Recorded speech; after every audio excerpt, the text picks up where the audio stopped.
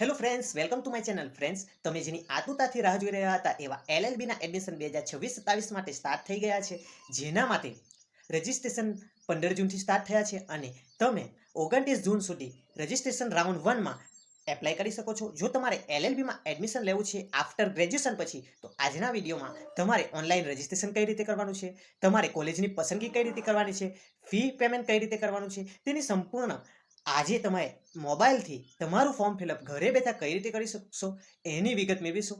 તો વિડીયોને અંત સુધી જોવાનું ના ભૂલતા, અને જો તમે ચેનલ પર નવા હો તો ચેનલને સબસ્ક્રાઇબ કરજો. તમારા ફ્રેન્ડ સર્કલ સુધી પણ વિડીયોને શેર કરજો, જેથી કરીને કોઈ પણ ભૂલ વગર દરેક વિદ્યાર્થી આ એલએલબી એડમિશન માટેનું ફોર્મ ફિલઅપ કરી શકે. અને જો હજુ સુધી જો તમે અમારા ઇન્સ્ટાગ્રામ પેજને ફોલો કરવાનું બાકી હોય તો કાયદાની સફર ઇન્સ્ટાગ્રામ પેજને ફોલો કરજો.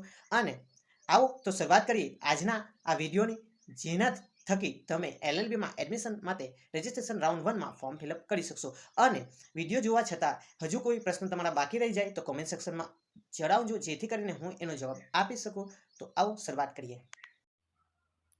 હેલો ફ્રેન્ડ્સ, સ્વાગત છે તમારું આપણી આ યુટ્યુબ ચેનલ પર. ફ્રેન્ડ્સ, ઘણા બધા વિદ્યાર્થીઓ આપણને કોમેન્ટ સેક્શનમાં અને મેસેજીસ દ્વારા જાણકારી આપી રહ્યા હતા અને માહિતી મેળવવા માટે કહી રહ્યા હતા કે ગુજરાત કોમન એડમિનિસ્ટ્રેશન એટલે કે જીકાસ દ્વારા જે એલએલબીના ફોર્મ ફિલઅપ થાય છે તેના માટે ફોર્મ કઈ રીતે ફિલઅપ કરવાનું છે તેના માટેનો વિડીયો બનાવો. તો આજના વિડીયોમાં આપણે કાયદાની સફાઈ યુટ્યુબ ચેનલના માધ્યમથી આપણે આ એલએલબી એડમિશન માટેના વિદ્યાર્થી માટે ફોર્મ ફિલઅપ કરવાની સંપૂર્ણ માર્ગદર્શિકા એટલે કે સંપૂર્ણ વિગતે માહિતી મેળવીશું. તો સૌપ્રથમ તમારે આ જીકાસ પોર્ટલના ઓફિશિયલ વેબસાઇટ પર જતું રહેવાનું છે. તેમાં તમે જેવા ઓફિશિયલ વેબસાઇટ પર જશો એટલે તમને આ પ્રકારનું પેજ જોવા મળશે, જેમાં હોમ પેજ તરીકે આ જોવા મળશે. ત્યારબાદ તમારે વૈકલ્પિક રીતે રજિસ્ટ્રેશન પ્રક્રિયામાંથી fill up the registration quick form એટલે કે તમારે બે સ્ટેપમાં રજિસ્ટ્રેશન કરવાનું છે. તેમાં સૌપ્રથમ ક્વિક રજિસ્ટ્રેશન એટલે કે જીકાસના જે પોર્ટલ છે તેના પર તમારે રજિસ્ટ્રેશન કરવાનું છે. તેમાં સૌપ્રથમ તમારે કોર્સ સિલેક્ટ કરવાનું છે. ત્યારબાદ અપર આઈડી જે તમારી એબીસી આઈડી જે ડિજીલોકર દ્વારા બનાવવામાં આવે છે તે એબીસી આઈડી નાખવાની છે. ત્યારબાદ અહીં તમારું માર્કશીટ મુજબનું નામ લખવાનું છે. તમારી કેટેગરી એટલે કે તમે જે જાતિમાંથી આવતા હોય તે લખવાનું છે. તમારી જેન્ડર લખવાનું છે. ત્યારબાદ તમારે જો દિવ્યાંગતામાં આવતા હોય તો તમારે અહીં ભરવાનું છે, નહીં તો તમારી જન્મ તારીખ લખવાની છે. આમ કરીને તમારે ઈમેલ આઈડી અને મોબાઈલ નંબર ફિલઅપ કરવાનો છે. આ મોબાઈલ નંબર અને ઈમેલ આઈડી તમારે સંપૂર્ણ રીતે તમારી પાસે હોય અને તમારી પાસે હરેક સમયે અવેલેબલ હોય એવા નાખવાના છે. કારણ કે આના દ્વારા તમારું જે ફોર્મ ફિલઅપ અને તમારા જે ઓટીપી અને તમારી દરેક પ્રકારની માહિતી આ જીમેલ પર આપવામાં આવશે. ત્યારબાદ તમે જીમેલ અને મોબાઈલ નંબર નાખશો એટલે ગેટ ઓટીપી પર નેક્સ્ટ કરીને તમને જેવું ગેટ ઓટીપી કરશો એટલે તમારી પ્રોસેસ પૂર્ણ થશે. ત્યારબાદ તમારા જે મોબાઈલ નંબર છે તે મોબાઈલ નંબર પર અને તમારો જે ઈમેલ આવ્યો છે તેના પર પાસવર્ડ અને લોગિન આઈડી યુઝર આઈડી મોકલવામાં આવશે. તેના દ્વારા તમે આ જીકાસ પોર્ટલ પર લોગિન કરી શકશો. અને તમને જો કોઈ પ્રોબ્લેમ થાય તો આ મોબાઈલની સ્ક્રીન પર દેખાતા જે ટેકનિકલ હેલ્પલાઇન નંબર છે તેના પર 11 વાગ્યાથી 5 વાગ્યા સુધી તમે જીકાસ પોર્ટલના હેલ્પલાઇન પર મદદ પણ લઈ શકો છો. ત્યારબાદ હવે જેવું તમારા મોબાઈલ નંબર પર લોગિન યુઝર આઈડી અને પાસવર્ડ આવશે એટલે કે તમે ઓટીપી દ્વારા સ્ટેપ 2 આપણે જેની વાત કરી છે તેમાં તમારે ફોર્મ ફિલઅપ કઈ રીતે કરવાનું છે એની હવે માહિતી મેળવીએ. તો આમાં તમારે અહીં તમે પાસવર્ડ અને યુઝર આઈડી લખશો એટલે આ પ્રકારનું પેજ ખુલશે. જેવું તમે લોગિન કરશો એટલે સ્ટેપ 3 માં ડેશબોર્ડ તરીકે તમને રજિસ્ટ્રેશન પ્રક્રિયામાં આ પ્રકારે તમને થર્ડ સ્ટેપ તરીકે આ પ્રકારે ફ્રીનું બતાવશે, જેમાં તમારે ફી પેમેન્ટ કરવાની રહેશે. ફી પેમેન્ટ કરવા માટે તમારે સૌપ્રથમ તમે નેટ બેન્કિંગ યુપીઆઈનો ઉપયોગ કરી શકો છો. તેમાં તમારે જોઈએ તો તમે એસસી એસટી એસસીબીસી કે ઈડબ્લ્યુએસમાં આવતા હોય તો તમારે 150 રૂપિયા ફી પે કરવાની છે. અને જો તમે બી નાનામાં એટલે કે જનરલ કેટેગરીમાં આવતા હોય તો તમારે 300 રૂપિયા ફી પેમેન્ટ કરવાની રહેશે. ત્યારબાદ વાત કરીએ તો તમારે આખી પ્રોસેસની વાત કરીએ તો તેમાં તમારું અહીં એપ્લિકેશન ઇન્ફોર્મેશનમાં અંડર ગ્રેજ્યુએટ એટલે કે એલએલબીનો કોર્સ કરવાનો છે તેની માહિતી આવશે. તે મોબાઈલ નંબર, તમારે જે ફી તમે પે કરો છો એનું અહીંથી તમે પીડીએફ એટલે કે તમારું જે ફી પેમેન્ટ કરી છે તેની રિસિપ્ટ પણ ડાઉનલોડ કરી શકો છો. ત્યારબાદ તમારો એપ્લિકેશન નંબર અને તમારો મેલ આઈડી આ તમારી માહિતી આવી જશે.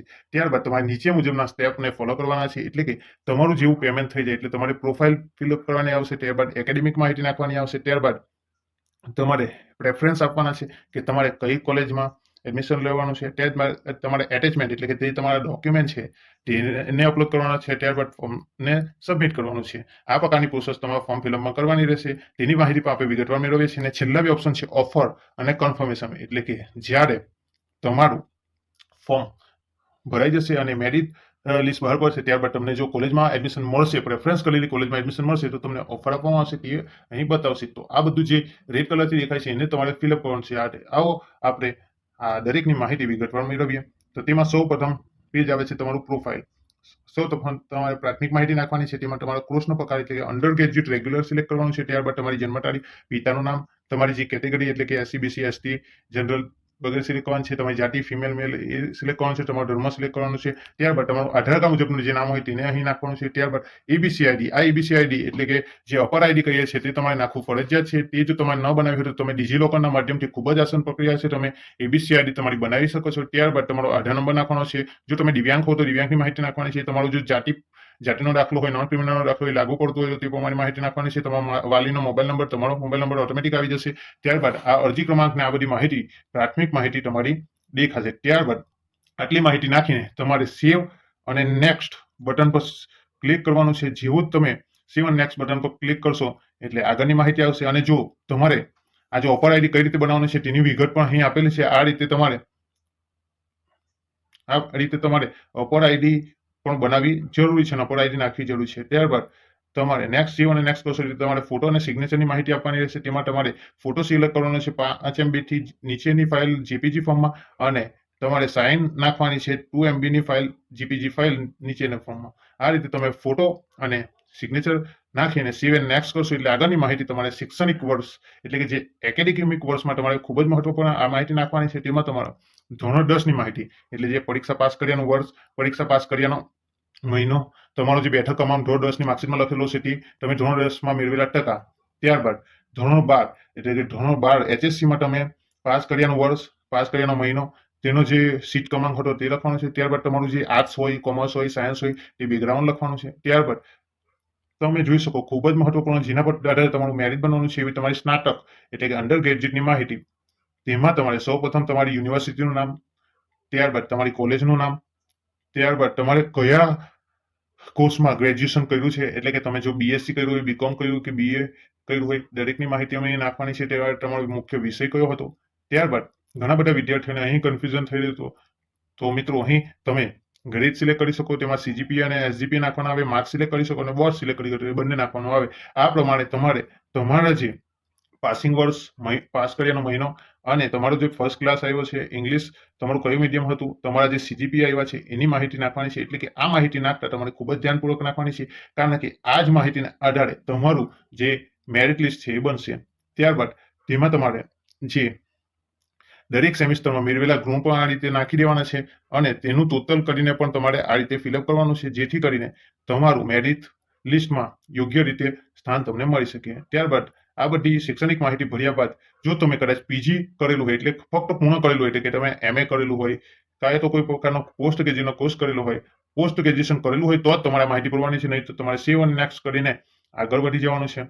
આ પ્રકારે તમે પ્રોસેસ કરશો એટલે સ્ટેપ નંબર 6 તમારે પ્રેફરન્સ એટલે કે તમારે જે કઈ કોલેજની યાદી બતાવે છે જેની BCI દ્વારા મંજૂરી છે, તે BCI મંજૂરી એ માટે 2025માં જે કોલેજને આપવામાં આવેલી છે તે તમને અહીં દેખાડવામાં આવશે જીકાસ પોર્ટલ પર. એટલે તમારે ચિંતા કરવાની જરૂર નથી. જે કોલેજને BCI મંજૂરી હશે તે જ કોલેજ આ જીકાસ પોર્ટલ પર બતાવવામાં આવશે. આ પ્રમાણે આ યાદીને જોઈ લેવાની છે અને તમારે પ્રેફરન્સ સિલેક્ટ કરવાના છે. તમારે સૌપ્રથમ કઈ કોલેજમાં એડમિશન જોઈએ છે તે પ્રમાણે સિક્વન્સમાં આ કોલેજ નાખવાની છે. તેમાં સૌપ્રથમ તમારે બેચલર ઓફ લો બતાવશે. ત્યારબાદ તમારી કઈ યુનિવર્સિટીમાં સૌપ્રથમ એડમિશન જોઈએ છે, તેમાં તમારી કઈ કોલેજમાં એડમિશન જોઈએ છે એ પ્રમાણે તમે આ એક્ઝામ્પલ તરીકે જોઈ શકો છો. તે પ્રમાણે ટોટલ અવેલેબલ કોલેજ LLBમાં તમને અત્યારે 24 બતાવી રહી છે. આ અપડેટ પણ થઈ શકે છે. નવી કોલેજો પણ બાર કાઉન્સિલ ઓફ ઇન્ડિયા દ્વારા પરમિશન મળતા અપડેટ થતી રહેશે.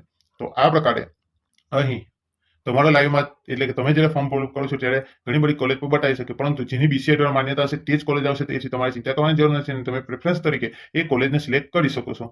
ત્યારબાદ તમારે આ રીતે પ્રેફરન્સમાં જેમ કે અહીં ગુજરાત યુનિવર્સિટી, સરદાર પટેલ યુનિવર્સિટીને પ્રેફરન્સ તરીકે આ કોલેજો નાખવામાં આવેલી છે. તેમાં તમારે સેલ્ફ ફાઇનાન્સ કોલેજ કે ગ્રાન્ટેડ કોલેજ છે, તેનું માધ્યમ ગુજરાતી માધ્યમ છે, તેની શિફ્ટ મોર્નિંગ છે કે આફ્ટરનૂન છે, દરેક પ્રકારની માહિતી પણ અહીં આપવામાં આવેલી હોય છે. અને જેવી જ તમે પ્રેફરન્સમાં સિલેક્ટ કરશો, એટલે તમે આ એક્ઝામ્પલ તરીકે જોઈ શકો છો તે પ્રમાણે ગુજરાત યુનિવર્સિટીની government law college, Sardar Patel યુનિવર્સિટીની આ આનંદ લો કોલેજ, આ પ્રકારે પ્રેફરન્સ દેખાશે 1, 2, 3, 4.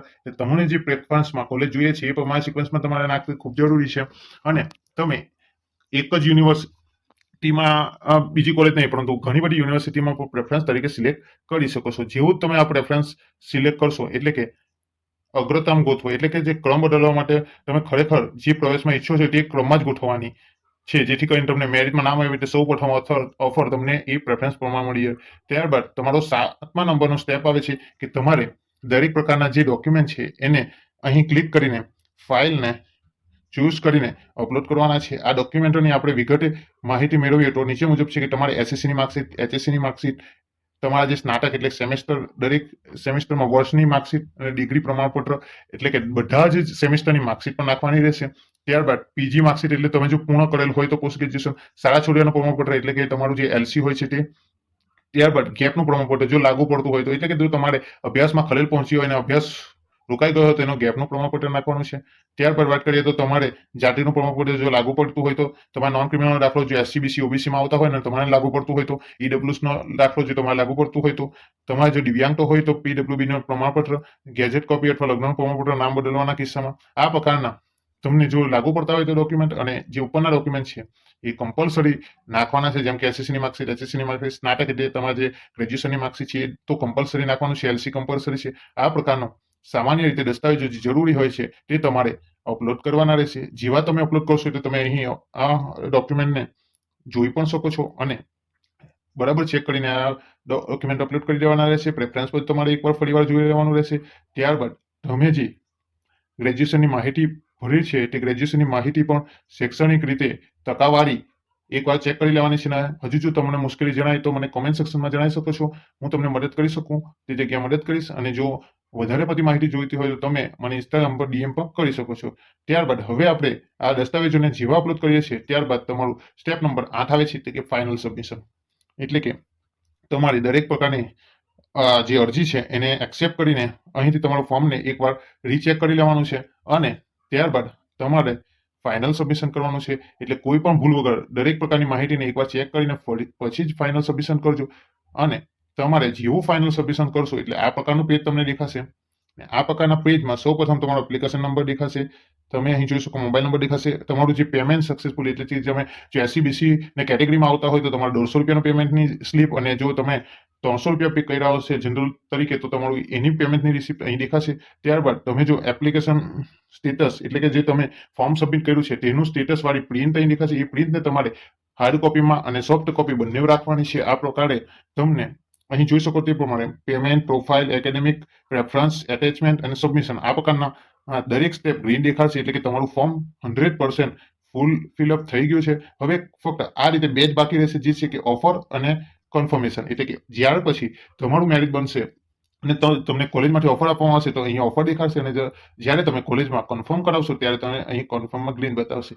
આ પ્રકારની સંપૂર્ણ પ્રક્રિયા ને આજે આપણે વિગતવાર માહિતી મેળવી છે. હજુ સુધી જો કોઈ તમારા પ્રશ્ન હોય તો કોમેન્ટ સેક્શનમાં જણાવજો. અને વિડીયો ગમે તો વિડીયોને લાઈક કરજો. તમારા ફ્રેન્ડ સર્કલ સુધી પણ આ એલએલબીના એડમિશન માટે ફોર્મ ફિલઅપ કરવાનો વિડીયોને શેર કરજો. તો મળીએ છીએ મિત્રો નવા વિડીયોમાં. ત્યાં સુધી જય હિન્દ, જય ભારત, જય સંવિધાન.